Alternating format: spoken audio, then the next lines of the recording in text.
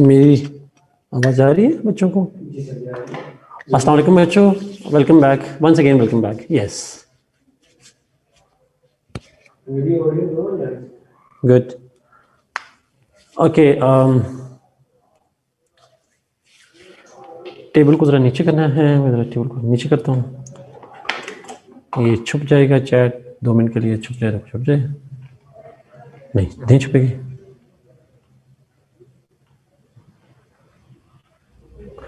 Okay, खाली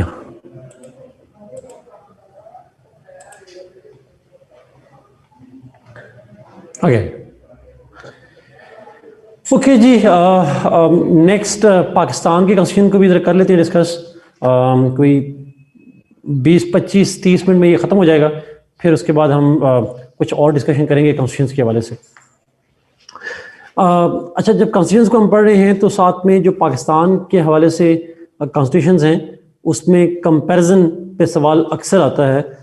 comparison of the 3 constitutions 1956, 1962 and 1973 constitution of Pakistan.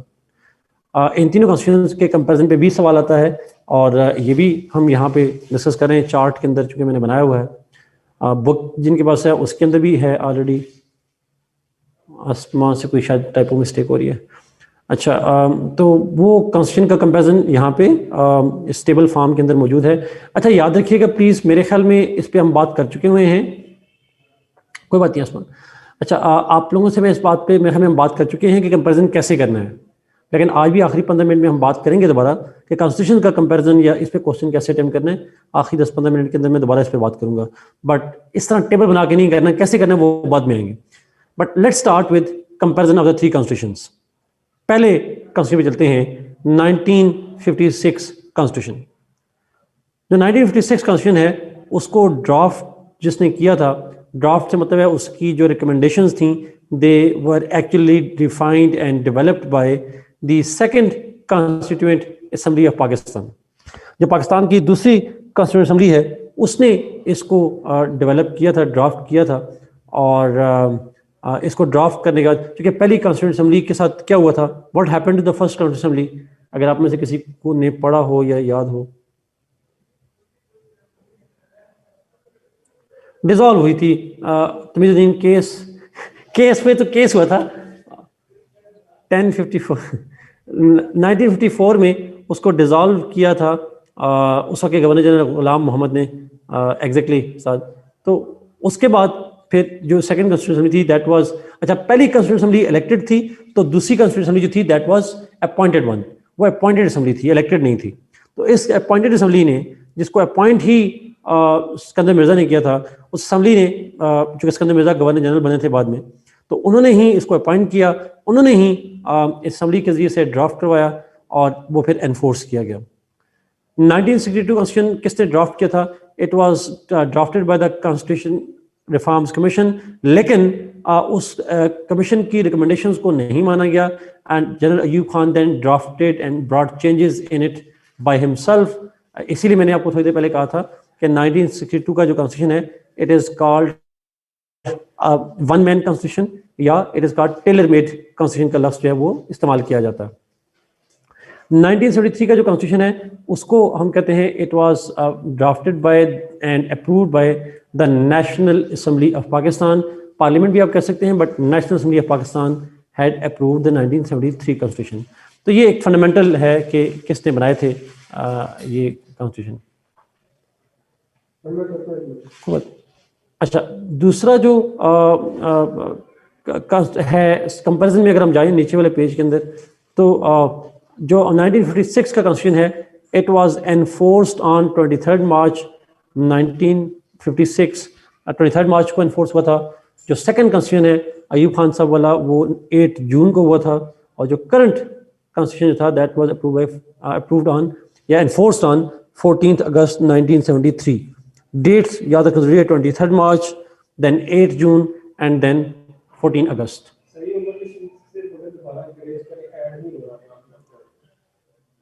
इसको क्या करूं?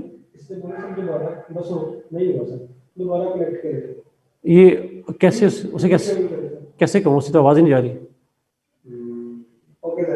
ये उमर बशीर को नहीं ऐड हो पा रहे हमसे जी। ओके सर, ठीक है। ओके अच्छा, ये ऊपर सवाल है मेरा का the 73 constitution was approved by the National Assembly. Yes, it was. Mustafa ने कहा the constitution of 56 was abrogated by Iskander Mirza, right. पहला constitution को एब्रोगेट किया था इस्कंदर मिर्जा साहब ने, दूसरे constitution को एब्रोगेट किया था जनरल यहिया खान ने, और तीसरे constitution को अभी तक एब्रोगेट नहीं किया गया। No Saira, no it is not. 72 constitution का इंटरम constitution मौजूद था, इतना जानना काफी है, मजीद इसके बारे में जानना जरूरी नहीं है आपके लिए, किसी भी पेपर में जरूरी नहीं है। अच्छा नेक्स्ट, तमाम तीनों कॉन्स्टिट्यूशन जो हमारे पास हैं जी, दे आर रिटन कॉन्स्टिट्यूशंस। ये तीनों कॉन्स्टिट्यूशन हमारे पास रिटन कॉन्स्टिट्यूशंस हैं। अयूब खान ने क्या किया था? टू कॉन्स्टिट्यूशन, अयूब खान ने कॉन्स्टिट्यूशन के साथ कुछ नहीं किया था, उसने 1962 का कॉन्स्टिट्यूशन बनाया था सिर्फ।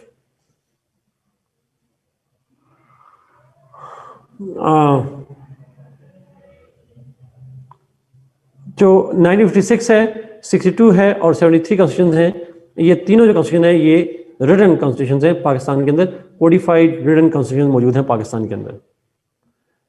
अच्छा, फिर नंबर ऑफ आर्टिकल्स कितने हैं? हमारे पहले कॉन्स्टिट्यूशन के अंदर 234 आर्टिकल्स थे, दूसरे में 250 आर्टिकल्स हैं और तीसरे में 280 आर्टिकल्स मौजूद हैं। अगर सवाल आता है जी, एक क्वेश्चन आया है जी प्राइवेट में कि अगर सवाल आता है पाकिस्तान में टोटल कितने कॉन्स्टिट्यूशन थे, तो आप लिखेंगे 4, सॉरी 3 कॉन्स्टिट्यूशंस, 4 नहीं लिखेंगे, इंटरनल कॉन्स्टिट्यूशन को आप काउंट नहीं करेंगे।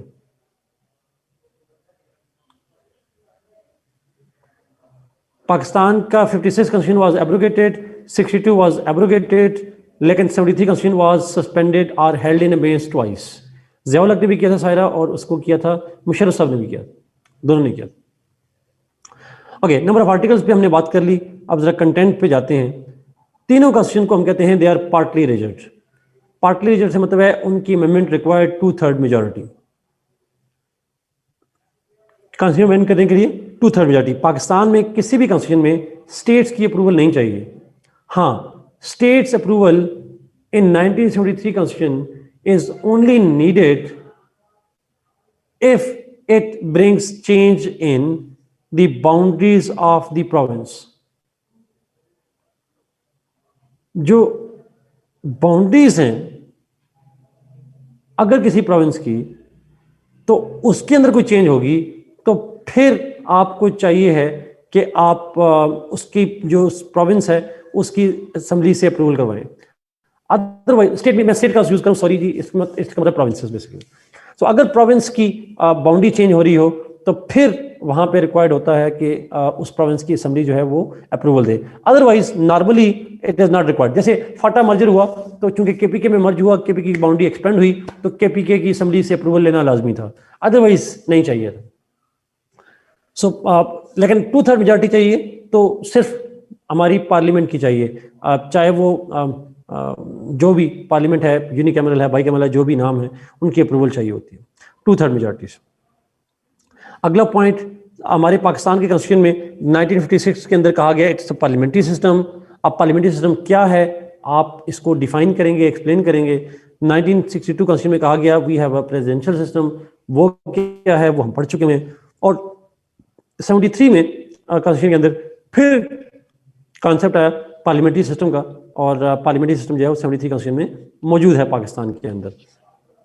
तो डिफरेंट कॉन्स्टिट्यूशन के हमारे रहे हैं सिस्टम्स। हमारे पास हमेशा एक जैसा सिस्टम नहीं रहा कि हमेशा पार्लियामेंट्री रहा हो या हमेशा प्रेसिडेंशियल रहा हो, ऐसा कभी भी नहीं हुआ पाकिस्तान के अंदर। ओके,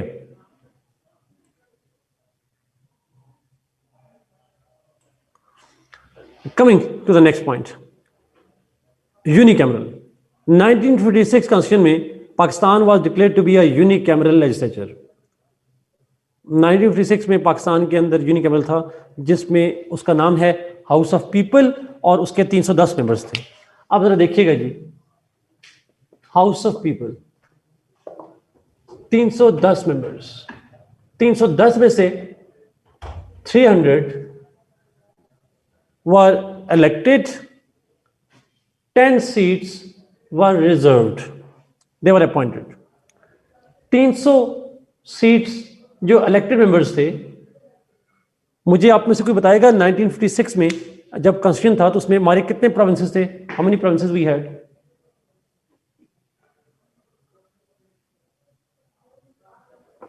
दो प्रोविंसेस जी, एक ईस्ट पाकिस्तान एक वेस्ट पाकिस्तान, दो प्रोविंसेस थे। सो दोनों प्रोविंसेस में से ईस्ट पाकिस्तान से 150, वेस्ट पाकिस्तान से 150, equal seats from both houses. That was there in the 1956 constitution. 10 seats जो रिजर्व थी, इन पे इलेक्शन नहीं थे, इनमें पार्टीज नॉमिनेशन करती थी, and that those 10 seats were always also equally divided 5-5, 5 east Pakistan से 5 वेस्ट पाकिस्तान से इक्वल सीट्स थी खवातीन की भी sort of. Is it clear? Yes, इसको कहते हैं parity formula Hamza, absolutely. Equal seats means parity formula. House of people में 310 टोटल मेंबर्स, 300 इलेक्शंस के नतीजे में 10 अपॉइंटेड सीट्स, रिजर्व सीट्स। 300 जो इलेक्टेड थी उनमें से 150 from east Pakistan, 150 from west Pakistan, 5 from east Pakistan, 5 from west Pakistan. So somehow equal seats from both wings.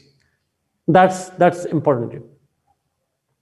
So total members बन गए 310. Is it clear?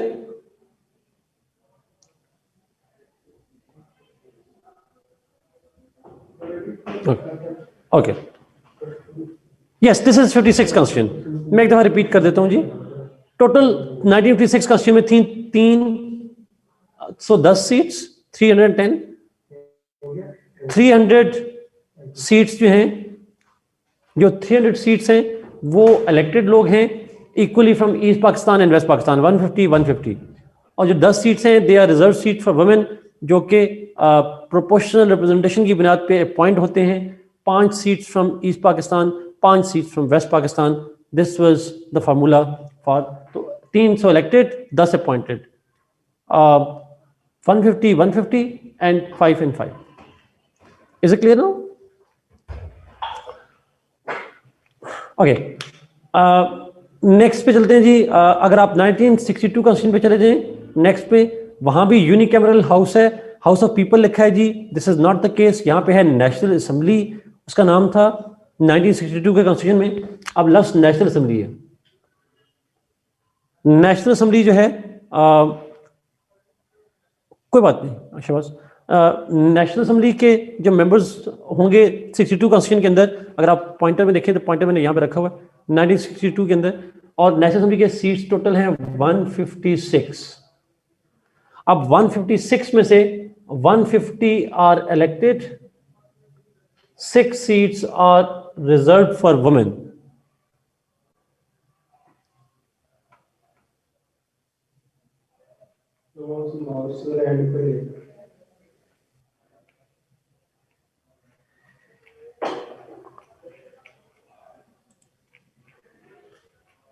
क्यों नहीं एन पे जा रहा?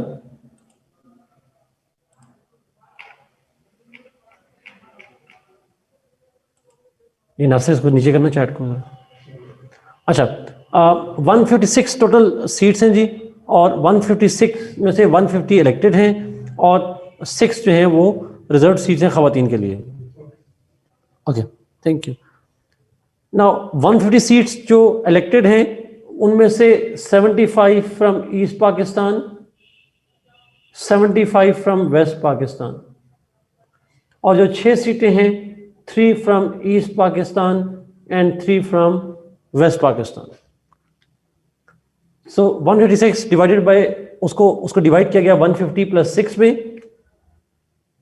150 75 ईस्ट पाकिस्तान से, 175 from west Pakistan, 3 and 3। Mustafa, उसके पीछे बहुत सारे रीजन थे, यहां पे हम खैर डिस्कस नहीं करेंगे जी। सायरा ऐसा ही है, later on this number was increase, लेकिन इनिशियली वही है। अच्छा, उसके रीजन की वजह ये थी कि आपने कॉन्स्टिट्यूंसीज को बड़ा कर दिया था, increase the constituencies. More important, क्योंकि हमने सिस्टम चेंज कर दिया था, प्रेसिडेंशियल में कन्वर्ट हो गए थे जी। रिजर्व सीट खवातीन के लिए जी, वहां भी 10 सीट खवातीन के लिए। अच्छा, मेरा आपसे एक सवाल है इंपॉर्टेंट, इस प्रिंसिपल को जिसमें इक्वल सीट्स थी, इसको क्या कहते हैं, व्हाट इज इट कॉल्ड? सारे उसमें से 200 इलेक्टेड सीट थी और फिर 18 सीट यहां पे थी। यस, उसको प्रिंसिपल ऑफ पैरिटी कहते हैं। प्रिंसिपल ऑफ पैरिटी का मतलब है equal seats from both of these houses. Yes. अच्छा, फिर 73 कॉन्स्टिट्यूशन में जाएं, 1973 कॉन्स्टिट्यूशन में, तो उसमें है by cameral legislature. Lower house, upper house is called Senate, lower house is called National Assembly. Senate की 104 सीट्स हैं, उनमें से 23 मल्टीप्लाइड बाय 4, 23। जी सायरा कहते हैं, इंटेलेक्चुअल्स उनको हम टेक्नोक्रेट सायरा कहते हैं। अच्छा, करंटली सेनेट के अंदर 23 फ्रॉम ईच प्रोविंस और 4 प्रोविंसेस हैं। 23 इंटू 4 कितने हो जाएंगे?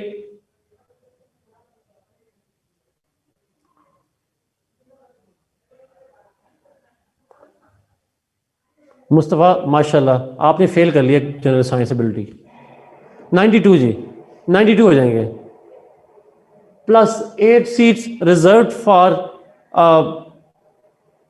फाटा, plus 4 seats for Islamabad. National assembly की सीट्स हैं 342।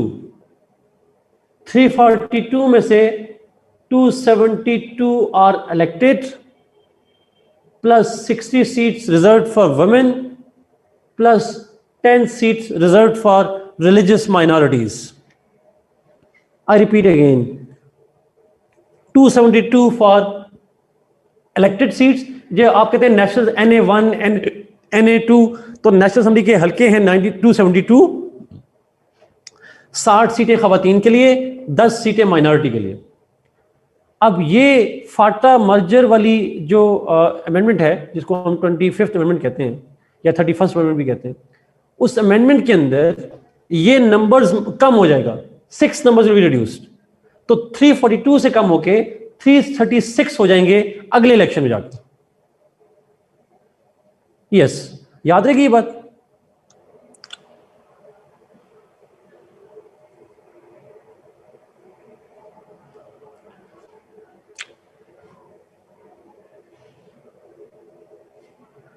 जुल्फकार अपना सवाल पब्लिक कीजिएगा।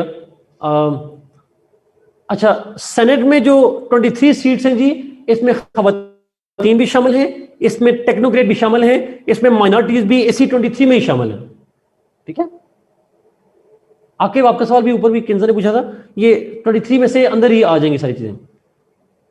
ये जो जुल्फकार का सवाल है जी, why reserve seats, what is the logic behind it, इसके लिए आपको देखनी पड़ेगी एक इंडियन मूवी है आरक्षण।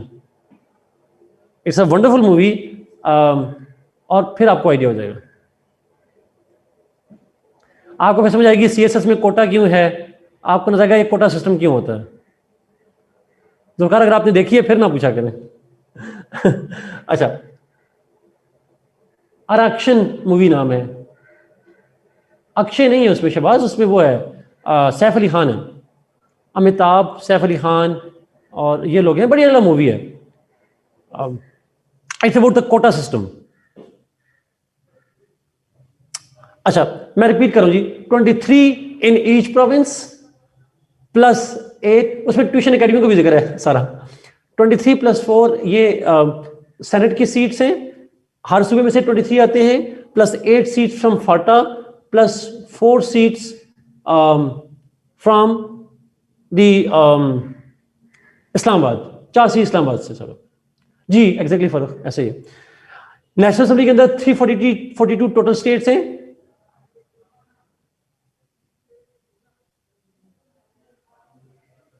जो है वो टोटल सीट्स हैं, 272 elected plus 60 reserve seats plus खवातीन के लिए, plus 10 seats for religious minorities. 342 में से 272 elected, 60 reserve seat for women and 10 seat for religious minorities. GB merger अभी जब असद होगा तो फिर देखेंगे क्या होता है। अभी जीबी का नहीं आ रहा, अभी तक कोई उसका प्लान नहीं है, अगर होगा तो चेंज हो जाएगा। लेकिन इन 342 में से 6 सीटें कम हो जाएंगी, इलेक्टेड सीटें 6 कम हो जाएंगी अगले इलेक्शंस के बाद। अगर जीबी मर्ज हो जाता तो फिर चेंज हो जाएंगी सर। जी हरीम, ये पेपर मैट्रिक्स याद रखना जरूरी है और आपको लिखना भी है, ये जरूरी है। रिजर्व सीट्स, अरसलान आपका सवाल, असूल याद रख लीजिएगा, reserve seats are not elected at all, reserve seats are appointed ones. ये जो 60 और 10 है, ये दोनों अपॉइंटेड है। इसको हम कहते हैं, इसका एक फार्मूला है, और वो फार्मूला कहलाता है प्रोपोर्शनल रिप्रेजेंटेशन कहते हैं। मिसाल के तौर पर अगर मैं इसको समझा दूं, ये लिखना नहीं है, सिर्फ समझाने के लिए अरसलान के सवाल में, 60 रिजर्व सीट का प्रोपोर्शनल रिप्रेजेंटेशन का मतलब ये होगा, फर्ज करें इस 272 में से पीटीआई को मिली 50% सीटें, तो इस 60 का 50% यानी 30 सीटें पीटीआई के पास चली जाएंगी, और 10 का 5 सीटें, जितनी परसेंटेज में आप जनरल सीटें जीतते हैं उतनी परसेंटेज में ये सीटें आपकी पार्टी को मिल जाती हैं। पार्टी अपने किसी भी मेंबर को नॉमिनेट कर सकती है, उसके लिए वो नॉमिनेट करेगी तो बंदा बन जाएगा, या बंदा बंदी जो भी है वो बन जाएंगे। ये मुझे प्रोपोर्शनल रिप्रेजेंटेशन वाला बताइएगा, आपको ये समझ आइए कि नहीं? पार्टी के नाम पे, आसमा पार्टी के नाम पे पार्टी अपॉइंट करती है उनको। पार्टी देखिए, मरियम क्या नाम है उनका, औरंगजेब, ये रिजर्व सीट पे आती हैं। ये आपकी जो आई हैं खातून, पंजाब की हेल्थ मिनिस्टर, क्या नाम है उनका, यास्मीन राशिद साहिबा, यास्मीन राशिद, ये रिजर्व सीट पे आई हुई हैं सर खवातीन की, ये इलेक्शन लड़के नहीं आई हुई हैं। सवाल आया जी सीएसएस में कैसे रिजर्व सीट पे अपॉइंट होते हैं फिर? अब इसका जवाब मेरे पास नहीं है। सीएसएस में इलेक्शन में ऐसे ही होता है। नहीं, स्पाइल सिस्टम ये नहीं होता, और होता है kind of स्पाइल system but not exactly the same, ऐसा कहते नहीं है प्योर में, ऐसा कहना नहीं है आपने। अच्छा, ऊपर एक दो सवाल मुझसे मिस हो गए थे, मैं सवाल देखता हूँ जी, ऊपर एक दो सवाल थे। अच्छा जी, मेजॉरिटी जो होती है, जिसके पास जनरल सीट में ज्यादा मेजॉरिटी आ जाएगी, रिजर्व सीटें ज्यादा उसी के पास चली जाती हैं।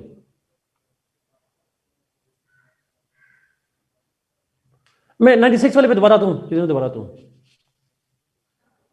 Yes 6 because of Phata, yes Abdurrahman, वो फिर अलग कॉम्प्लिकेशन हो जाएगी। लेकिन अब जीबी अगर मर्ज हो जाएगा तो सीटें बढ़ सकती हैं दोबारा, लेकिन फाटा के मर्जर की वजह से 342 में से कम होकर 336 रह गई हैं।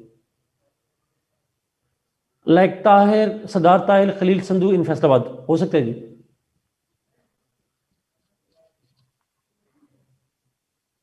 जी माइनॉरिटी भी इसी तरीके से होते हैं, ट्रू। ओके, अब आगे चलें जी, शुड वी मूव? ओके, तो ये करंट कॉन्स्टिट्यूशन क्या है, ये मैं नंबर्स का वेरिफिकेशन, ये नंबर्स आपने लिखने हैं पेपर में अगर आएगा सवाल तो, ये इंपॉर्टेंट।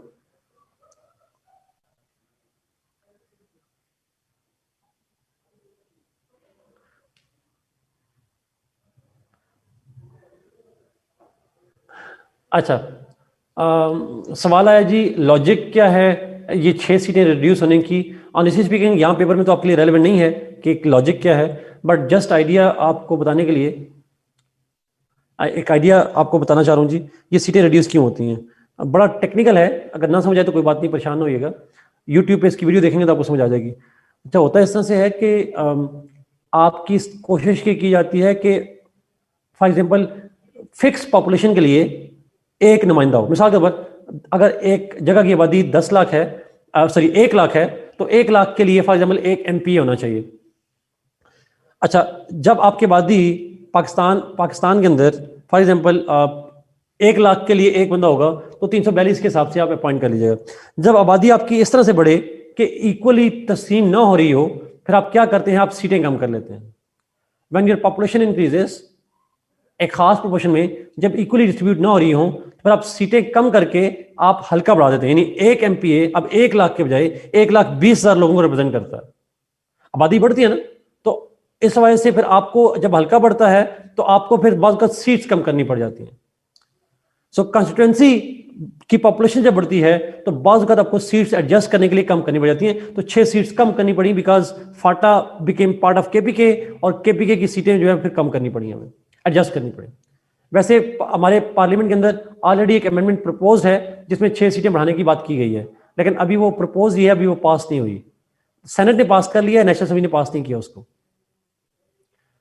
अच्छा, 1956 कॉन्स्टिट्यूशन में 300 सीटें इलेक्टेड हैं, 150 इक्वल, 10 सीटें रिजर्व सीट्स हैं, 5-5। जो 1962 कॉन्स्टिट्यूशन है उसके अंदर 156 है, 150 इलेक्टेड, 6 अपॉइंटेड, 150 में से 75 और 6 में से 3 और 3।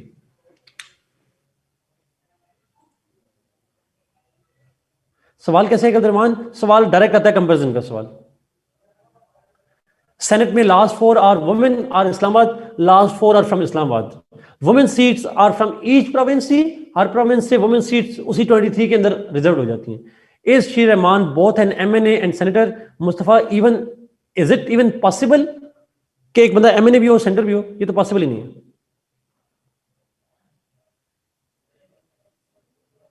Naveed, no, answer is no. Seat बढ़ाएंगे तो सीट बढ़ाने के लिए आपको पॉपुलेशन भी तो उस हिसाब से देखनी पड़ेगी। ऐसा ना हो कि आप सीट बढ़ाएं लेकिन सीट पूरी ना आए, आपको पॉपुलेशन की एक जुडिशियल सिस्टम में देखना पड़ता है, जुडिशियसली देखना पड़ता है। जी उस्मान, उसामा, ऐसा ही होता है, ऐसा ही होता है जी। सेनेट की 8 सीट भी खत्म हो जाएंगी जब फाटा मर्ज हो जाएगा। मर्ज तो हो चुका, अगले इलेक्शन जो मार्च से होगा उसमें 96 हो जाएंगी सॉर्ट ऑफ।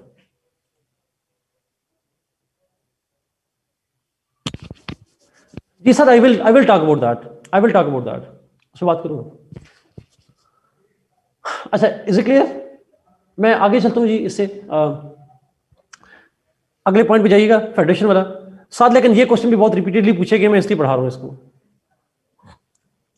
कॉन्स्टिट्यूशन पे। और ये क्वेश्चन ऐसे हैं पाकिस्तान से रिलेटेड जो आपके पाकिस्तान अफेयर्स में भी आपके आते हैं सवाल। फेडरेशन पे चलते हैं। फेडरेशन जो है ऑब्वियसली बात है, यहाँ पे फेडरेशन के अंदर बहुत इंपॉर्टेंट डिबेट्स हैं। पाकिस्तान तीनों कॉन्स्टिट्यूशन में फेडरेशन रहा है। हम 1956 में भी फेडरेशन थे, हम 1962 में भी फेडरेशन थे, हम 1973 में भी फेडरेशन थे। फेडरेशन का मतलब होता है एक फेडरल गवर्नमेंट और 7 यूनिट गवर्नमेंट्स होती हैं। 1956 में हमारे पास एक फेडरल गवर्नमेंट थी और यूनिट्स कितने थे? How many units we had in 1956?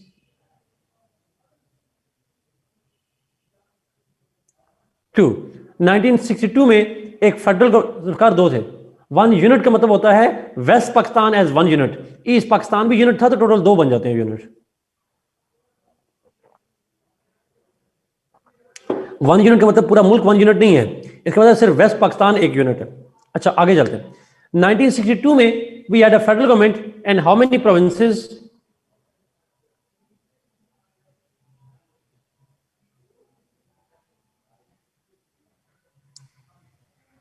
Zulfikar, 1 unit फार्मूले का मतलब यह है कि वेस्ट पाकिस्तान के सूबे मिलाकर 1 यूनिट बना था, plus east Pakistan already 1 unit था, तो 1 यूनिट वेस्ट पाकिस्तान में बन गया और एक वहां पे तो 2 बन गए। तो 62 में भी जी हमारे पास 2 ही यूनिट्स थे। 1973 कॉन्स्टिट्यूशन में how many provinces we have?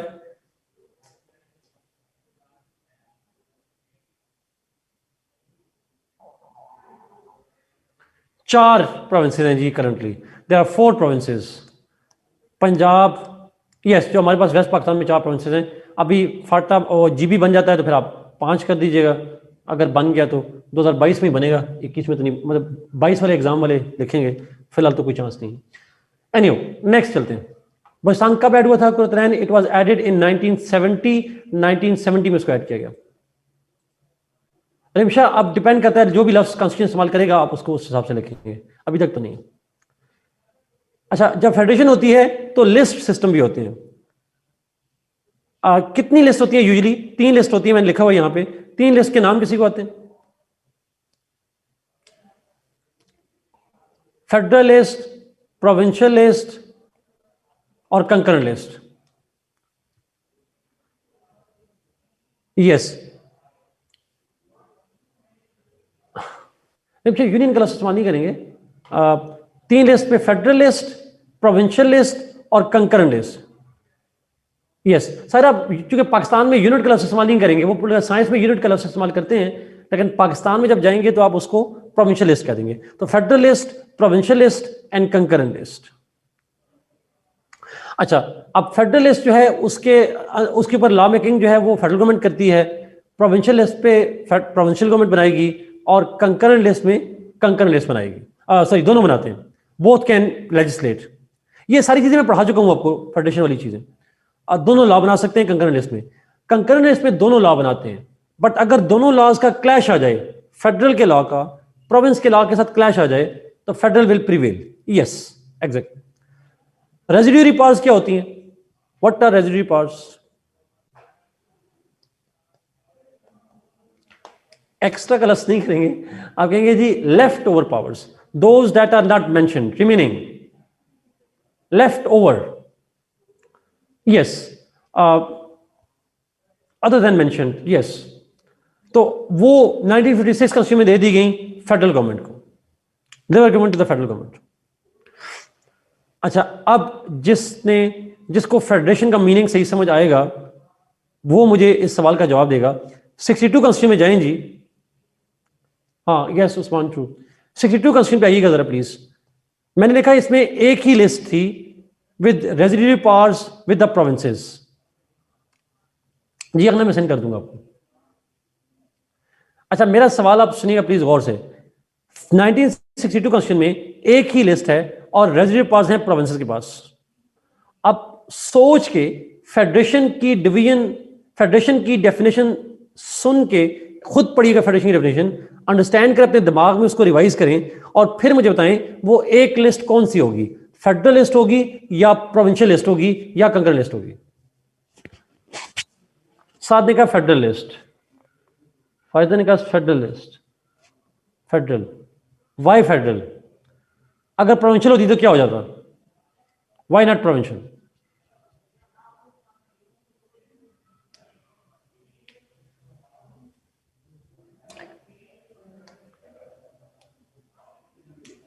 Residue with provinces साथ, लेकिन अगर वो एक लिस्ट भी प्रोविंस को दे दी जाती तो क्या फर्क पड़ना था? जमशेद ने कहा वो कन्फेडरेशन हो जाते हैं। दैट्स ट्रू जमशेद, बिल्कुल ठीक कहा आपने। जी फेडरल ना था। मैं जमशेद कन्फेडरेशन नहीं कहूंगा उसको, मैं इसको और तरह से कहता हूं। जरा सुनिएगा प्लीज। एक लफ्ज आपने बोलना था सिर्फ, आप सरों ने, किसी ने वो लफ्ज नहीं बोला। अगर एक लिस्ट भी प्रोविंस को दे दी जाती, एक लिस्ट प्रोविंस को दे दी जाती, तो पाकिस्तान एज अ स्टेट रहता ही ना, we would not even be a state. अच्छा, मैं आपसे एक्सप्लेन करता हूं। फेडरेशन वो क्या कहते हैं, वो टाइप ऑफ स्टेट है जिसके अंदर पावर्स फेडरल गवर्नमेंट में और प्रोविंसेस में डिस्ट्रीब्यूट होती हैं। यानी कुछ पावर फेडरल के पास, कुछ प्रोविंसेस के पास। कभी ज्यादा पावर फेडरल के पास, कभी ज्यादा पावर प्रोविंसेस के पास, बट डिस्ट्रीब्यूट हो जाती हैं। लेकिन अगर हम यहां पे रेजिड्यूरी पावर प्रोविंस को दे दें और लिस्ट में पावर भी प्रोविंस को दे दें, तो फेडरल गवर्नमेंट के पास क्या बचेगा? What will be left with the federal government? Zero. अगर वो जीरो है, एक नेशनल गवर्नमेंट ही ना हो, तो इसका मतलब हर प्रोविंस एक इंडिपेंडेंट स्टेट है।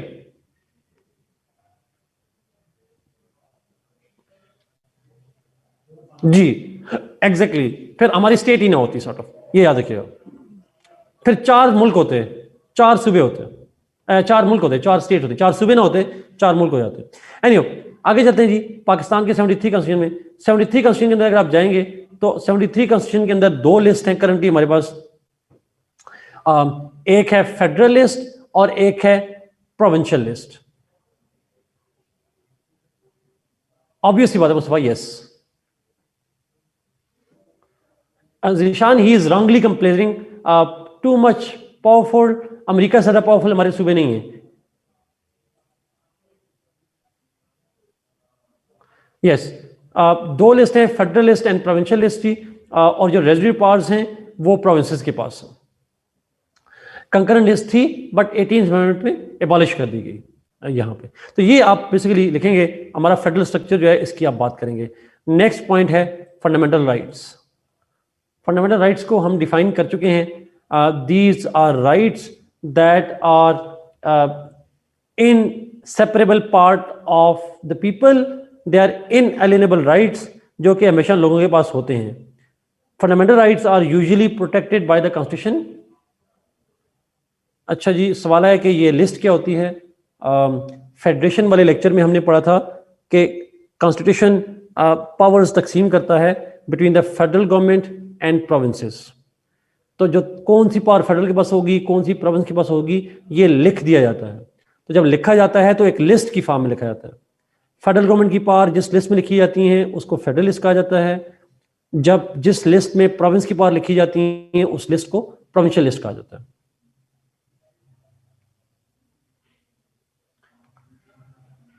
Zishan, he says that way, but obviously people disagree with that. हम फेडरेशन वाला डिबेट पढ़ेंगे जिशान में, प्रॉब्ली नेक्स्ट लेक्चर मेरा फेडरेशन पे ही होगा, प्रॉब्ली पाकिस्तान के अंदर उस पर बात करेंगे।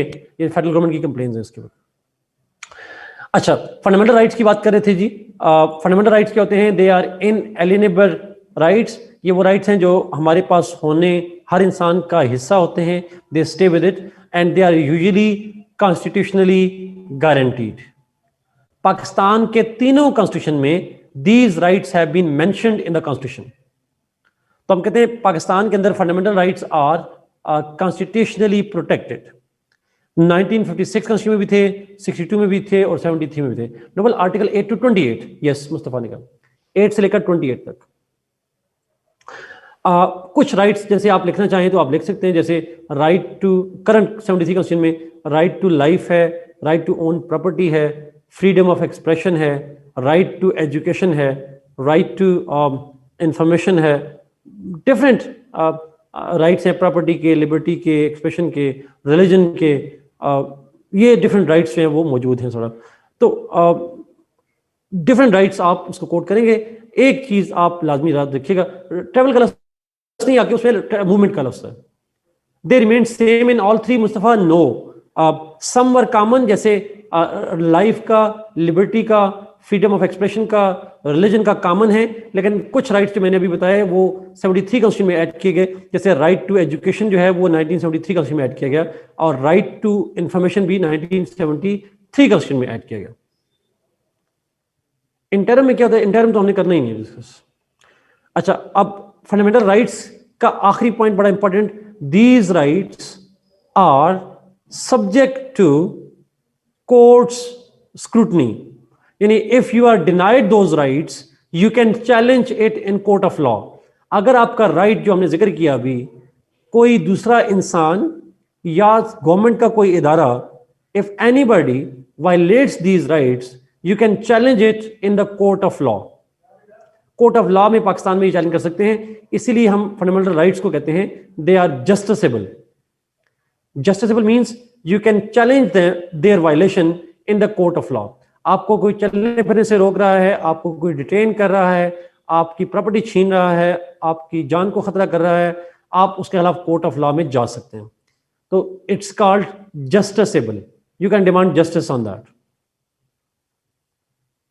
अब मसला ये है, कॉन्स्टिट्यूशनल लॉ में फंडामेंटल राइट्स पे 20 नंबर का सवाल भी आ जाता है, तो उसमें आप जाने, आपके काम जाने। पॉलिटिकल साइंस में हम इसको शॉर्ट ही रखेंगे, इतनी बात करेंगे। Independence of judiciary, let's start with independence of judiciary. Independence of judiciary का कॉन्सेप्ट हम पढ़ चुके हैं मेरे ख्याल में, मैं इसको रिपीट नहीं करूंगा, जुडिशरी वाले लेक्चर में हमने पढ़ा था उसको। तो पाकिस्तान के तीनों कॉन्स्टिट्यूशन में ये प्रोविजंस हैं जी, that judiciary shall be free and independent, independence of judiciary shall be ensured. ये तीनों कॉन्स्टिट्यूशंस के अंदर लिखी हुई है बात। I don't want to repeat that, I hope आप उसको कर पाएंगे। आई मीन वो हमने पहले से पढ़ा हुआ है।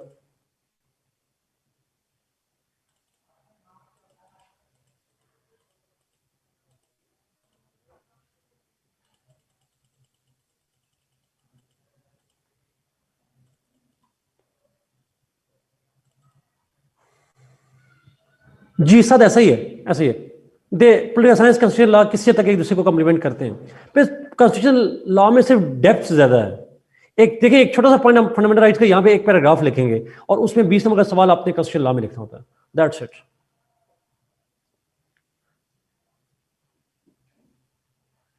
Okay, directive principles of state policy, ये भी बड़ा इंपॉर्टेंट पॉइंट है जी। आइडिया है directive principles of state policy का? कहीं पढ़ा हो तो? कॉन्स्टिट्यूशन लॉ वाला तो नहीं पढ़ा हुआ? कौशल लॉ में तो आता है सवाल 20 नंबर का, इंडिया में खासकर। अच्छा, directive principles of state policy का मतलब ये है, ये जरा सुनिएगा प्लीज, नाम जरा लफ्सी मतलब देखिएगा, directive principles of state policy. जी शरियार, एग्जैक्टली ये डायरेक्टिव प्रिंसिपल्स क्या होते हैं? They are actually the guiding principles of the state's domestic and foreign policy. These are the guiding principles for states domestic and foreign policy. एक state की domestic, एक state की foreign policy कैसी होनी चाहिए, उसके बारे में कॉन्स्टिट्यूशन प्रोवाइड्स द गाइडलाइंस। उनको हम कहते हैं directive principles of state policy. Pakistan में शरियारे ऊपर लिखा है आर्टिकल 29 से लेकर 40 तक हैं, 29 से शुरू होते हैं 40 तक हैं, मुझे इसका कंफर्म नहीं है, but let's trust Shahriar on that. Article 29 से आर्टिकल 40। नाउ ये मैं मिसाल देता हूं छोटी सी, पाकिस्तान में क्या लिखे हुए हैं, तीनों में कॉमन लिखे हुए हैं। फॉर एग्जांपल लिखा हुआ है कि जी state shall create an environment in which people can live their life according to Islam. For example people, a state shall make policies, state shall create environment in which people can live their life according to Islam। अब उसका interpretation आप खुद कर सकते हैं जैसी भी हो। उसमें लिखा है कि जी state shall ensure that there is equality in Pakistan. तो ये इस तरह की पॉलिसी। फॉरेन पॉलिसी में चले जाएं तो उसमें लिखा हुआ है the state will ensure the friendly relations with the neighbours and brotherly relation with the Muslim states.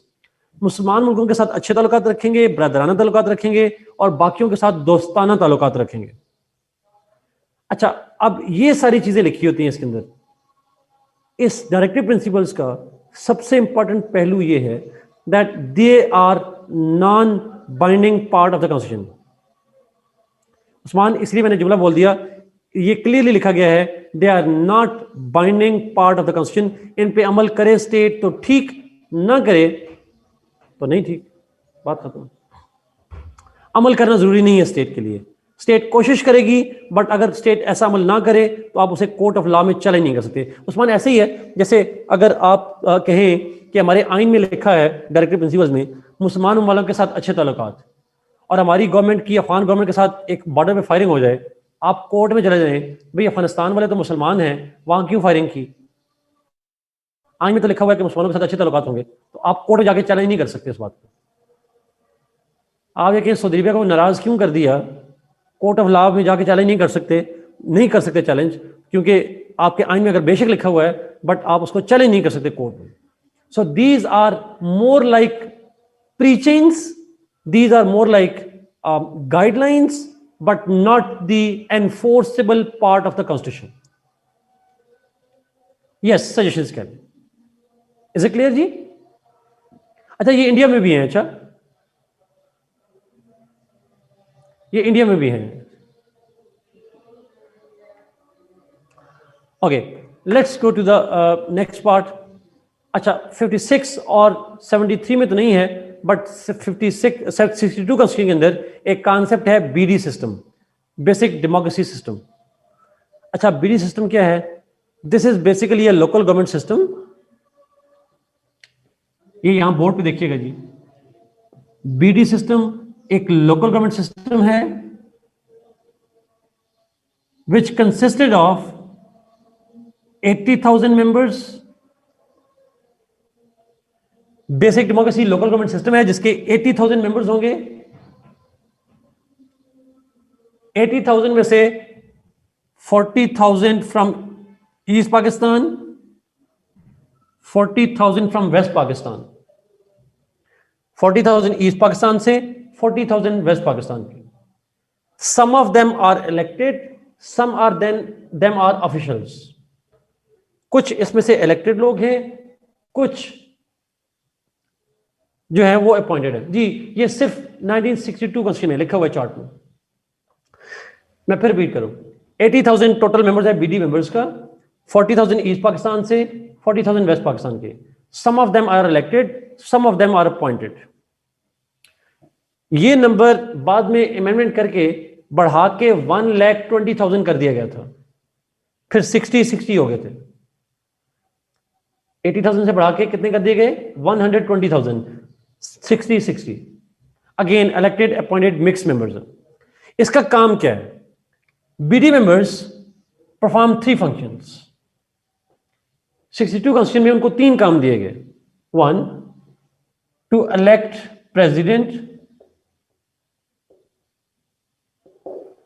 President of Pakistan को इलेक्ट करना है, इलेक्ट नेशनल असेंबली, ये जो हमने नेशनल असेंबली लिखी है ये वाले लोग, इनको इलेक्ट करना है, और तीसरा काम है to act as local government system, as a local government system के तौर पर काम करना। elect the president, elect the national assembly and act as local government system। ये बेसिकली काम है जी इनका। यस, इलेक्टोरल कॉलेज नोबल कह सकते हैं। प्रेसिडेंट को इलेक्ट करके नेशनल असेंबली को भी इलेक्ट करेगी। और यस शहबाज, मैंने जब यहां पे कहा था नेशनल असेंबली के अंदर 150 इलेक्टेड हैं, तो ये लोग इनडायरेक्टली इलेक्टेड हैं। इनको इलेक्ट जो है वो लोकल गवर्नमेंट सिस्टम करेगा। फातिमा जिन्ना साहबा के जब इलेक्शन हारी थी तो she lost elections at the hand of bidis. अवाम ने बीडीज को वोट डाले थे, बीडीज ने आगे उनको वोट नहीं डाले थे।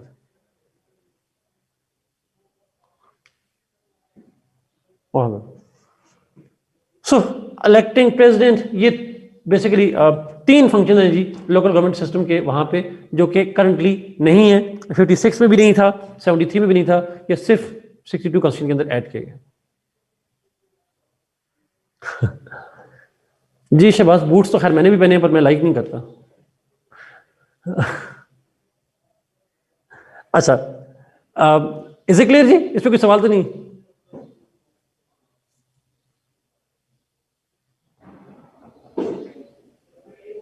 ओके, नेक्स्ट पे चलते हैं। ये ले, मैं साइड पे हो गया जी, तस्वीर ले लें। आफ्टर अमेंडमेंट 80,000 से बढ़ा के 120,000, 1,20,000 कर दिए गए।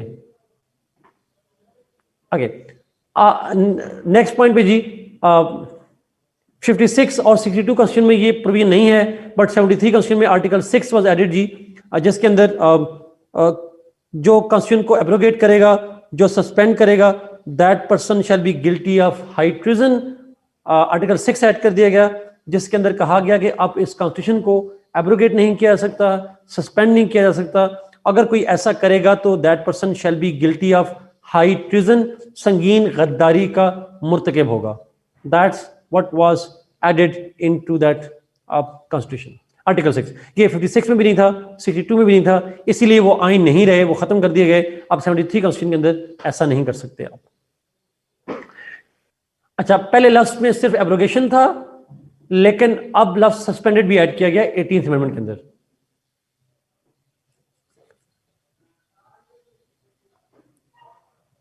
अच्छा, ये पूछा गया जी सवाल कि ये 50% क्या है। मैंने सिर्फ ये बताया था 50% में कि 272 इलेक्टेड होते हैं, 60 रिजर्व और 10 खवातीन के लिए और 10 माइनॉरिटीज के लिए।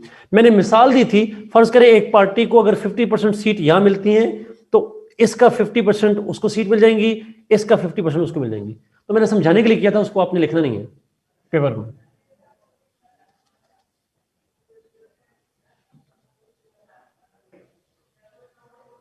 It was manipulated by 8th amendment? No, it was not. शुरू से ही ऐसा था। अच्छा, सेकंड लास्ट पॉइंट जी। अच्छा, वैसे हाई ट्रिजन का तो गिल्टी होगा। आर्टिकल 6 की लॉ में पनिशमेंट क्या है? अब आइन में नहीं लिखी हुई, बट आर्टिकल 6 की पनिशमेंट क्या है? अगर कोई ऐसा करता है, हाई ट्रिजन हो गई, गिल्टी हो गया। 18th अमेंडमेंट 18वीं तरमीम के बाद ऐड किया गया है। जी आपने ठीक लिखा जी। मिनिमम पनिशमेंट है उसकी लाइफ इंप्रिजनमेंट और मैक्सिमम पनिशमेंट है death penalty.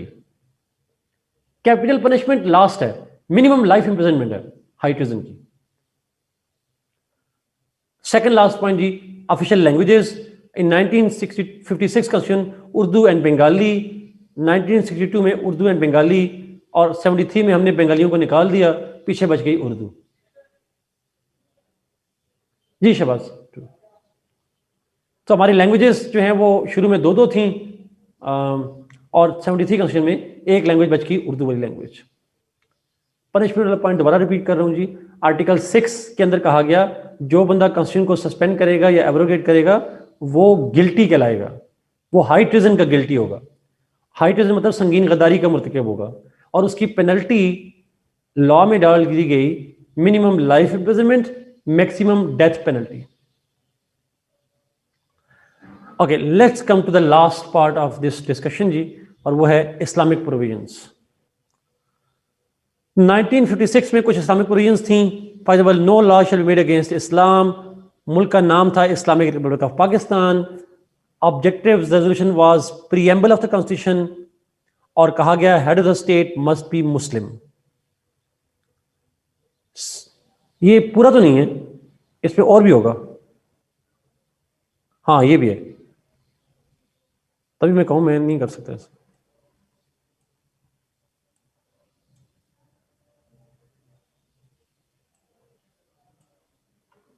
I don't know क्यों नहीं हो रहा जी छोटा, बट अगर मैं इसको करने की कोशिश करूं तो शायद हो जाए। हाँ अब हो गया पूरा, मैंने उसे बड़ा कर दिया। नोप शहबाज, नोप, बिल्कुल भी नहीं, नहीं नहीं नहीं, बिल्कुल भी नहीं। अच्छा आऊंगा इसके ऊपर। 19 head of the state must be Muslim, और एक लफ्ज ऐड किया गया, और वो था वो लफ्ज ऐड किया गया establishment of commission for Islamic recommendations. एक कमीशन बनाया जाएगा जो कि इस्लामिक लॉज के हवाले से रिकमेंडेशन देगा। इस्लामिक लॉज के हवाले से रिकमेंडेशन देने के लिए एक कमीशन बनाया गया था 1956 कॉन्स्टिट्यूशन के अंदर। 62 कॉन्स्टिट्यूशन में जाएंगे, again no law against Islam, Islamic republic of Pakistan. अब यहां पे शहबाज आप वाला पॉइंट आएगा। इस 62 कॉन्स्टिट्यूशन में ओरिजिनली जब कॉन्स्टिट्यूशन का पहला ड्राफ्ट अप्रूव किया गया उसके अंदर लफ्ज था पाकिस्तान का जो नाम होगा that shall be Republic of Pakistan. फिर प्रोटेस्ट हुए थे और गवर्नमेंट ने कहा था गलती से हो गया, और उन्होंने नाम ऐड कर दिया इस्लामिक रिपब्लिक ऑफ पाकिस्तान। नहीं सायरा, मैं इसको करेक्ट करता हूं अभी आपको। ये जो पॉइंट आप उठा रहे हैं कुछ और पॉइंट है, मैं इस पे आ रहा हूं इसको। अच्छा, 62 कॉन्स्टिट्यूशन में ओरिजिनल ड्राफ्ट में लफ्ज रिपब्लिक ऑफ पाकिस्तान था, लेकिन फिर अमेंडमेंट की गई और कहा गया जी क्लरिकल मिस्टेक है, और नाम चेंज करके Islamic republic of Pakistan add किया गया। ये एक डेवलपमेंट हुई थी 62 के अंदर जाकर। दूसरी डेवलपमेंट भी है, वो अभी 73 में आके बताता हूं। अच्छा, फिर 62 कॉन्स्टिट्यूशन में एक और बात भी की गई, एडिशनल पॉइंट, वो था advisory council of Islamic ideology. वो जो पहले कमीशन का लफ्ज था उसी कमीशन की जगह पे advisory council of Islamic ideology बनेगी, जो अगेन एडवाइस करेगी रिगार्डिंग इस्लामिक लॉज। 73 कॉन्स्टिट्यूशन में इस्लामिक प्रोविजंस क्या थी? यहां पे जो चीज आप बात कर रहे हैं वो चीजें हैं जी।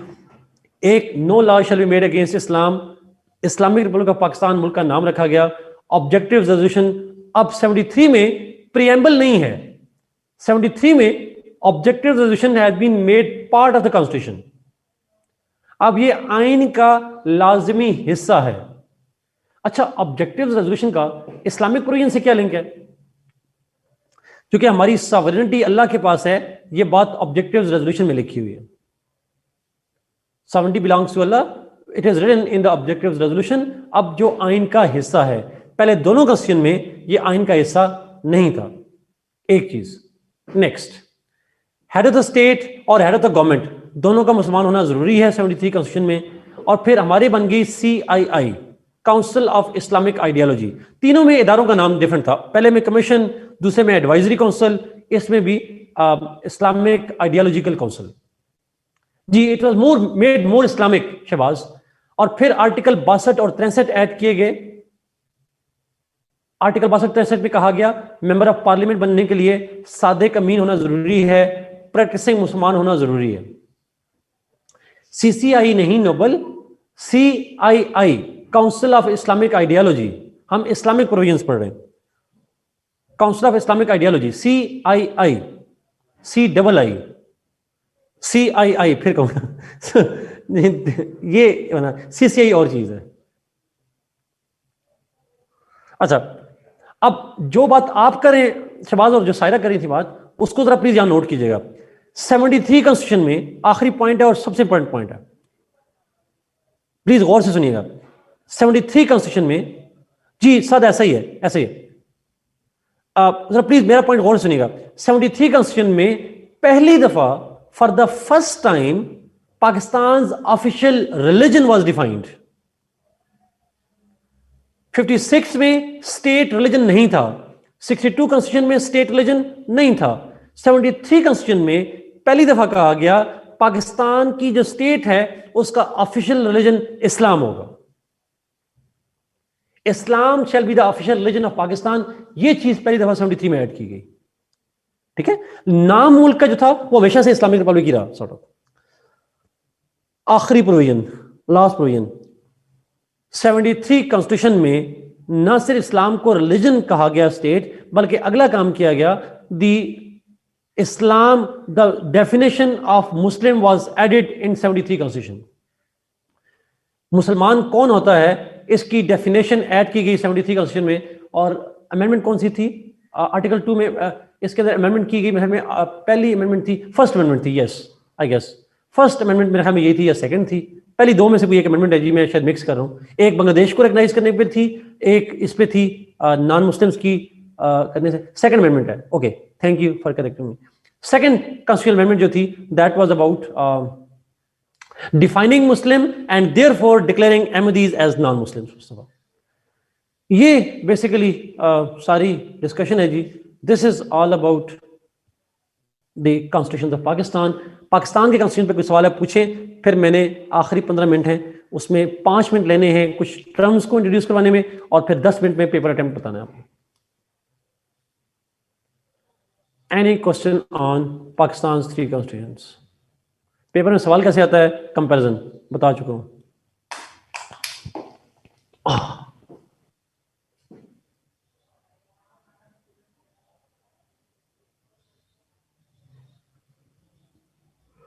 कोई सवाल नहीं है। आर्टिकल 62-63 पढ़ने वाला है, वैसे ज्यादा बताने वाला काम है, जिसमें क्वालिफिकेशन और डिसक्वालिफिकेशन लिखी गई हैं पार्लियामेंट का मेंबर बनने के लिए, और उसमें कुछ प्रोविजंस इस्लामिक डाली गई, जैसे मेंबर ऑफ पार्लियामेंट बनने के लिए आपको सादिक और अमीन होना जरूरी है, जो एक इस्लामिक कंडीशन है, और साथ प्रैक्टिसिंग मुसलमान होना जरूरी है, यानी पक्का मुसलमान होना जरूरी है। सब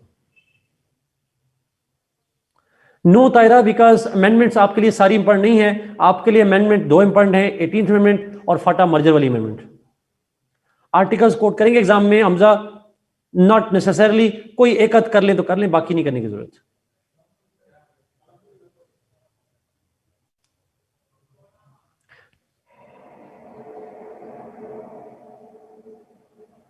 पाकिस्तान नेम वाज 56 कॉन्स्टिट्यूशन में हमारा नाम था Islamic republic of Pakistan, 62 constitution में शुरू में नाम था रिपब्लिक ऑफ पाकिस्तान, बाद में नाम चेंज किया गया Islamic republic of Pakistan.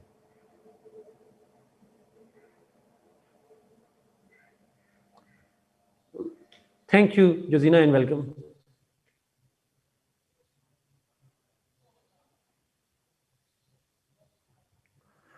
Okay जी, आरिफ मैंने ये नहीं कहा 2 लिस्ट नहीं हो सकती, मैंने ये नहीं कहा था, 2 लिस्ट हो सकती थी, लेकिन जो एक लिस्ट थी आरिफ, वो मैंने कहा, मैंने ये कभी नहीं कहा कि 2 लिस्ट नहीं हो सकती। 2 लिस्ट हो सकती हैं, बट एक ही लिस्ट थी, और एक लिस्ट मैंने कहा था प्रोविंशियल लिस्ट नहीं हो सकती, बिकॉज रेजिडरी पावर जो थी वो ऑलरेडी प्रोविंसेस के पास थी, ये मैंने कहा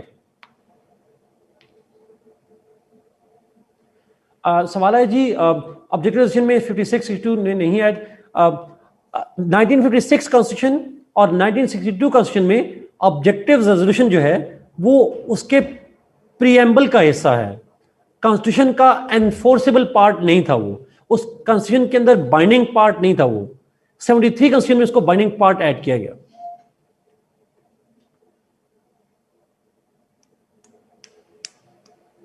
नो सायरा नो, उनके अंदर दो छोटी सी चीजें बेसिक इंफॉर्मेशन एमसीक्यूज के लिए चाहिए होती हैं कि वहां पे यूनि कैमरल है, बाई कैमरल है, इस तरह की चीजें चाहिए, वो चार्ट आपके साथ मैं खुद शेयर करूंगा, वो आपको पढ़ने की जरूरत नहीं है। वो चार्ट जो मैं आपको दूंगा उसमें वो ध्यान रखें एमसीक्यू उसमें से आ जाएगा सारा, बाकियों की जरूरत नहीं है आपको।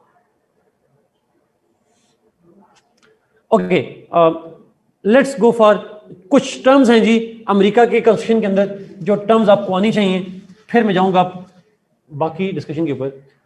अमेरिकन कॉन्स्टिट्यूशन के अंदर कुछ टर्म्स हैं जैसे आपने शायद सुनी हो, मुझे बताते जाइएगा। एक है स्पॉइल सिस्टम,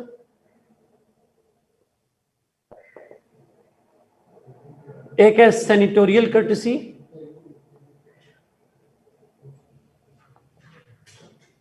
अच्छा ये टर्म्स जरा देखते जाइएगा। स्पॉइल सिस्टम क्या होता है? ये अमेरिका, ये सारी टर्म्स अमेरिका के अंदर है, अमेरिका की बात हो रही है। ओ ये टीवी बंद हो गया, पर मुझे नजर नहीं आ रहा, बच्चे को कुछ पूछेंगे तो मैं इसको ऑन करना पड़ेगा। आगे आगे आगे आगे आगे आगे, आप बच्चों के सुन रहे हैं तो आप मुझे देख भी रहे हैं, पर मैं आपको नहीं देख पा रहा तो मुझे नहीं आ रहा। अच्छा स्पॉइल सिस्टम क्या होता है मैं बोलता जाता हूँ, पता नहीं आपने क्या लिखा है। System is the power of the, yes yes आ गया, नजर आ गया मुझे, patronism. No it's not winner gets all Shahbaz, it's different. Spoil system का मतलब यह है that the president has the power, discretionary power to appoint anybody on executive posts, executive भी और different post भी। जिन जिनको भी president appoint करता है, he can appoint the people of his own liking, his own favorites। किसी ने पूछा था कि अमेरिकी प्रेसिडेंट जब अपॉइंट करता है तो मेरिट क्या होता है, तो अमेरिका में मेरिट नहीं होता, वहां पे प्रेसिडेंट की अपनी ही मर्जी से कोई क्राइटेरिया नहीं है। अमेरिका का जज बनने के लिए क्या क्वालिफिकेशन चाहिए? कोई क्वालिफिकेशन नहीं चाहिए, एक ही क्वालिफिकेशन चाहिए कि आप प्रेसिडेंट की नजर में अच्छे हो, प्रेसिडेंट की गुड बुक्स में हो। तो spoil system is the powers of the US president to appoint anybody at different post, cabinet में, जजेस में। वो एक अनपढ़ बंदे को सुप्रीम कोर्ट का जज लगा सकता है। वो अपनी बेटी को, yes it is still practice, अपनी बेटी को क्या बनाया उसने, देखें जरा, सन इन लॉ तो मेरा बाद में आता है ना, पहले अपनी बेटी को उठाकर बना दिया और फिर कह रहा था कि मैंने अपनी बेटी को बनाना है यूएन के अंदर एम्बेसडर बनाना है, सॉरी वर्ल्ड बैंक का चीफ बनाना था। यस ट्रू साइड, ये बेसिकली होता है। नहीं साथ कहां एबॉलिश हुआ है? अभी देखें उसने सुप्रीम कोर्ट की अपनी बंदी को, एमी को बनाकर सुप्रीम कोर्ट का जज बना दिया, अभी उठाकर देखें कहां एबॉलिश हुआ। ऐसा बनाया ना उसने। आपको पता है रेक्स टिलरसन जो था ट्रंप का जो पहला, no no not at all, Trump ने अपनी बेटी को बनाया हुआ। अब आप और उसके मुझसे और क्या मिसाल मांग रहे हैं साहब? अपने बिजनेस पार्टनर रेक्स टिलरसन को उठाकर सेक्रेटरी ऑफ स्टेट लगा दिया, बिजनेस पार्टनर था उसका, उसको उठाकर लगा दिया। तो यहां पे अपनी मर्जी से लगा देते हैं। एग्जैक्टली हम जज भी रिटायर नहीं होते। अच्छा सेंटोरियल कर्टेसी, इसका आइडिया है? सेंटोरियल कर्टेसी अमेरिका में ऑलमोस्ट जी शुरू से जी जो ना, ट्रंप जाएगा तो आके बाइडेन ने सारी अपॉइंटमेंट नहीं कर देनी है सारी। हाँ अप्रूवल कंफर्मेशन चाहिए होती है जरा, आप ठीक करें, मैं बिल्कुल नहीं देखना चाहता। अच्छा सेंटोरियल कर्टेसी क्या होती है? कर्टेसी मैं बताता हूं जी। कर्टेसी का मतलब पता है? आई अज्यूम पता ही होगा, ना करें मेरा कर्टेसी का नहीं मतलब पता। कर्टेसी क्या होती है? कर्टेसी कर्टेसी होती है, मेहमान नवाजी का लफ्ज तो नहीं कहेंगे। कर्टेसी मुरव्वत को कहते हैं, मेहरबानी नहीं, मुरव्वत का लफ्ज ज्यादा मुनासिब हो जाएगा इसके लिए। अच्छा सेंटोरियल कर्टेसी होता यह है अमेरिका में, आम तौर पर यह होता है कि आम तौर पर यह होता है कि अमेरिका में अगर किसी स्टेट, 50 स्टेट्स हैं उनकी, किसी एक स्टेट से कुछ बंदों की अपॉइंटमेंट होनी हो, लेट्स सपोज कैलिफोर्निया से एक बंदे को एम्बेसडर लगाया जा रहा है, कैलिफोर्निया का सिटीजन है, उसे एम्बेसडर लगाया जा रहा है किसी मुल्क में, पाकिस्तान में लगाया जा रहा है। अब कैलिफोर्निया के कितने सेनेटर्स होंगे सेनेट में?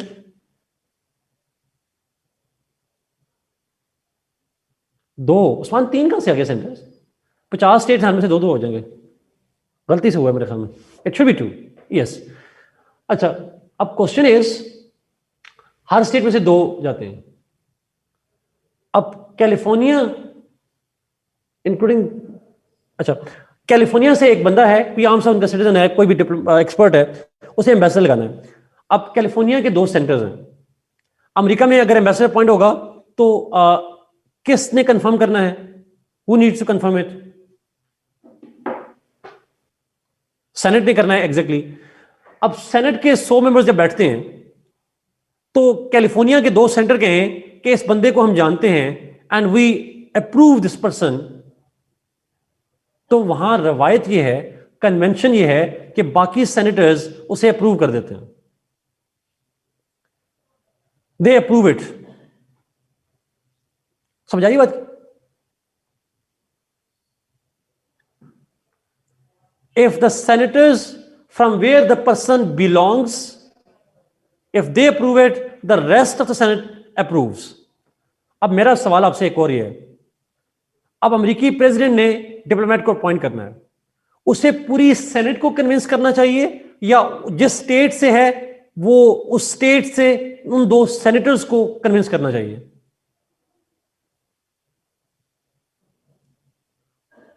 ऐसा ही ना, उन स्टेट, उसको 100 के पास जाने की जरूरत ही नहीं है, उन स्टेट्स के 2 सेंटर्स को कन्विंस कर ले, बाकी। तो अमेरिका ने ट्रंप को ट्रंप कह रहा हूं, यूएस प्रेसिडेंट कर्टसी में अपॉइंटमेंट से पहले उन 2 सेनेटर्स को कंसल्ट करता है, बिकॉज उसे पता है कि उन 2 सेनेटर्स ने अपोज कर लिया, सेनेट सारा रिजेक्ट कर देगा, तो उन सेनेटर्स को कर्टसी में कंसल्ट करता है president before appointment, because he knows if they approve it, the rest of the Senate will also approve it. If they reject it, तो सेनेट से अप्रूवल मुश्किल हो जाएगी, नामुमकिन तो नहीं होगी, मुश्किल हो जाएगी। इसको हम कहते हैं senatorial courtesy. Is it clear? Next,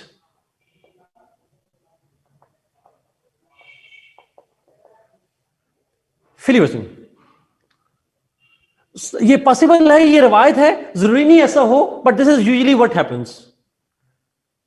her state के सेंटर्स 6 साल के लिए होते हैं, उसके बाद चेंज भी हो जाते हैं। ये रवायत है, जरूरी नहीं कि ऐसा हो। In simple word, the president as a courtesy consults the 2 centers from where his appointee belongs. The president consults the 2 centers from the state from where the appointee belongs. उसको हम कहते हैं सेंट्रल कर्टेसी। फिलिबस्टरिंग सुना हुआ? फिलिबस्टरिंग ये American history वालों ने पढ़ा होगा फिलिबस्टरिंग का।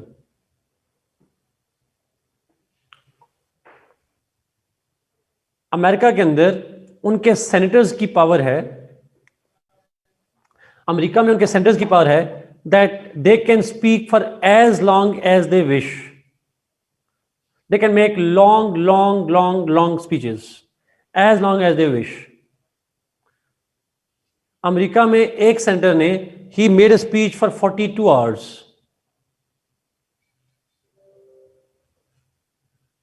42 hours. मैं अगर गलत नहीं हूं, आप गूगल से वेरीफाई कर लीजिएगा, but I guess around 42 hours. अच्छा, उसने क्या स्पीच करनी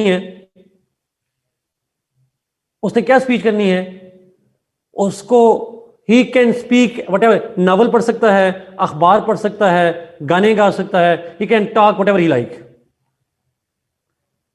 नहीं, दरम्यान में खाना भी खाते हैं शमायूं, ऐसा नहीं है कि खाना नहीं खाते, बट ब्रेक जो होती है वो होती है, but he can speak for as long. इस फ्रीडम को कहते हैं फिलिबस्टरिंग फॉर सेनेटर्स ओनली। ये आपने कल पढ़ना है, आपने कल पढ़ के बताना है कि ऐसा क्यों करता है। Okay, but they have this right to. यही कह रहा हूं, ये आपने पढ़ के बताना है तैमूर के क्यों करता है। मैं इसे आप पे छोड़ रहा हूं, थोड़ा सा काम दे रहा हूं आगे। No, not entertainment obviously. अगला पॉइंट, जेरीमेंडरिंग। ये स्पेलिंग आप देख लीजिएगा, यही है कि नहीं है। जेरीमेंडरिंग पता है किसको? सुना है जेरीमेंडरिंग? एक सैलेमेंडर होता है ना, ये जेरीमेंडर है। अच्छा, टॉम एंड जेरी सुना हुआ? चलें कोई बात नहीं, उस्मान बहुत सारे काम पहले दफा होते हैं। जेरीमेंडरिंग क्या होती है? Gerrymandering is the power of the president, the power of the president to decide about electoral districts in a way to suit his own party. मैं फिर भी कहूं, it is the power of the president to make electoral districts, to make boundaries of electoral districts in order to suit his party interests. आसान लफ्जों में वो election की जो हल्का बंदियां होती हैं वो इस तरह से करे प्रेसिडेंट कि अपनी पार्टी को सपोर्ट कर सकता है, वो हल्का बंदियां चेंज करके अपनी पार्टी को फेवर कर सकता है। इसको हम कहते हैं जेरीमेंडरिंग power. So gerrymandering is the power of the president to redefine electoral boundaries to suit his own party.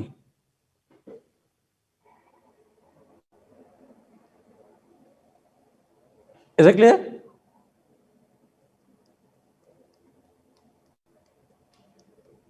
Pakistan में इसको धांधली कहते हैं। शमायूम, अच्छा मैं दोबारा करता हूं, पहले इसको बताइए जेरीमेंडरिंग का, फिर फिलिबस्टरिंग में बाद में होगा।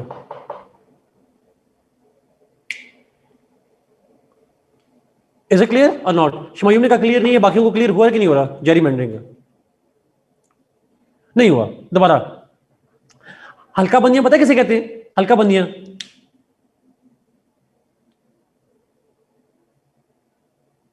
जिनको समझ नहीं आई उनसे पूछ रहा हूं। हल्का मतलब आपके ये एमपी होता है ना, एमपी या एमएनए होता है, एक खास हल्के के लोग वोट डाल सकते हैं। NA 88, NA sort of PA 40, 50, 60 जो भी होता है आपका, पीपी पंजाब में कहते हैं, सिंध में पीएस कहते हैं। अच्छा, उस हल्का बंदियां कौन करता है? पाकिस्तान में इलेक्शन कमीशन करता है, गवर्नमेंट नहीं करती। अमेरिका में यह इख्तियार होता है प्रेसिडेंट का, बाउंड्री अमेरिका में प्रेसिडेंट का इख्तियार होता है दैट ही, उसको ना वहां पे कॉन्स्टिट्यूएंसी का लफ्ज के बजाय हमजा इस्तेमाल करते हैं डिस्ट्रिक्ट्स, इलेक्टोरल डिस्ट्रिक्ट। वो प्रेसिडेंट इलेक्टोरल डिस्ट्रिक्ट जो डिफाइन करता है। पाकिस्तान में ये फिक्स्ड है, यस दे आर फिक्स्ड, लेकिन चेंज भी होती हैं हर उसके बाद मर्दमशुमारी के बाद, हर सेंसस के बाद अरबा चेंज हो जाती हैं वो। लेकिन अमेरिका में हर प्रेसिडेंट चेंज कर सकता है उसको अपनी मर्जी के अकॉर्डिंगली।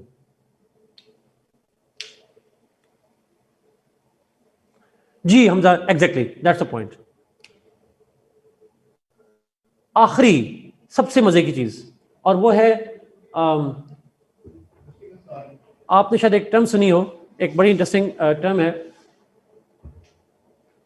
अब मुझे वो टर्म भूल गई है, एक मिनट ठहरिए, मुझे सोचने दीजिएगा। एक टर्म है जी, वो टर्म में रिपीट करने लगा हूं।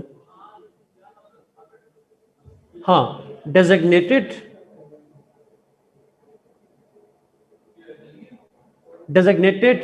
सर्वाइवर। डेजिग्नेटेड सर्वाइवर जी, ये लास्ट टर्म है जो आपको आनी चाहिए। अगर आप में से किसी ने सुना है तो मुझे बताएं। Have you heard the designated survivor? ये एक सीजन है जी अमेरिका का, ये सीजन भी देखिएगा अगर आपको टाइम मिला। जी साथ मैंने सारा सीजन देखा, बहुत मजे का सीजन है, 3 सीजन है इसके अंदर। होता है क्या है एग्जैक्टली, सुनिएगा प्लीज। होता यह है अमेरिका में, जब अमेरिकी president joint sitting of Congress से स्पीच करता है, when he makes a speech with the joint sitting of the Congress, तो उस स्पीच को सुनने के लिए स्पीकर भी बैठा होता है, सेनेट को जो प्रिजाइड करता है वाइस प्रेसिडेंट वो भी बैठा होता है, प्रेसिडेंट भी होता है, उसके अंदर तमाम कैबिनेट भी बैठी होती है। तो अमेरिका में इसको कहते हैं लाइन ऑफ सक्सेशन सारी बैठी होती है कि प्रेसिडेंट ना हो तो उसके बाद कौन बनेगा, उसके बाद कौन बनेगा, उसके बाद कौन बनेगा, सारे लोग वहां बैठे होते हैं। तो डर ये होता है कि वहां ब्लास्ट हो जाए, और ब्लास्ट हो जाए या उस पर हमला हो जाए और वो सारे लोग मर जाएंगे, तो अमेरिका में प्रेसिडेंट कौन बनेगा? कोई वारिस नहीं होगा अमेरिका का, आसान लफ्जों में प्रेसिडेंट का वारिस खत्म हो जाएगा, तो फिर वो क्या करते हैं, वो किसी एक मिनिस्टर कैबिनेट वाले को छुपाकर किसी बंकर में छुपा देते हैं। He is hidden somewhere in the bunker, ताकि अगर बाकी सारे मारे जाएं तो कोई एक ऐसा हो जो फिर बंकर से बाहर आए और अमेरिका का प्रेसिडेंट बनकर उनको लीड करे। अच्छा, अब इंटरेस्टिंग सी बात यह है, बड़ी इंटरेस्टिंग बात यह है, आमतौर पर अमेरिका में कभी ऐसा वाकया हुआ ही नहीं। अमेरिका में कभी ऐसे नहीं हुआ। There are a lot of bunkers उधर उस्मान, अमेरिका में कभी ऐसा हुआ नहीं है। बट इसीलिए वो क्या करते हैं, अमेरिकी प्रेसिडेंट जिस बंदे को सबसे नापसंद करता हो उसे छोड़ के आ जाता है। जैसे आपको घर वाले नहीं कहते किसी जगह शॉपिंग करने जाना हो तो आपके तुमने जाके क्या करना है, ये तुम घर में ही रहो। जो घर में सबसे आपको जिसको घर में छोड़ के जाते हैं ना, वो घर में सबसे नापसंदीदा आदमी होता है। ये अक्सर होता है। तो आरिफ मैं भी ऐसा ही हूं, तो इसलिए मैंने कहा आपको सर। तो अमेरिका में उसी को प्रेसिडेंट छोड़ के जाता है कि तुमने आगे क्या सुन के करना है, तुम घर बैठो जाके, उसे छुपा के रखते हैं। That's called designated survival. Anyway जी, ये ट्रेडिशन है, रवायत है उनके यहाँ। हमजा आई अंडरस्टैंड दैट जी। I will end over here. इसको इंशाल्लाह नेक्स्ट क्लास के अंदर मैं शुरू करूंगा पेपर के हवाले से, और फिर मजीद बात करेंगे। ये टर्म्स के मीनिंग आपको आने चाहिए, एमसीक्यूज में आते हैं। मरियम मैं नेक्स्ट क्लास में शुरू करूंगा, अभी बच्चों की क्लास है, नेक्स्ट क्लास में रिपीट करूंगा इसको। God bless you, be safe. Next class में हम शुरू करेंगे जी, थोड़ा सा टर्किश मिलिट्री की बात करेंगे और थोड़ी सी बात करेंगे फ्रेंच जुडिशरी की, और फिर हम जाएंगे पाकिस्तान की फेडरेशन के ऊपर। Thank you so much, God bless you.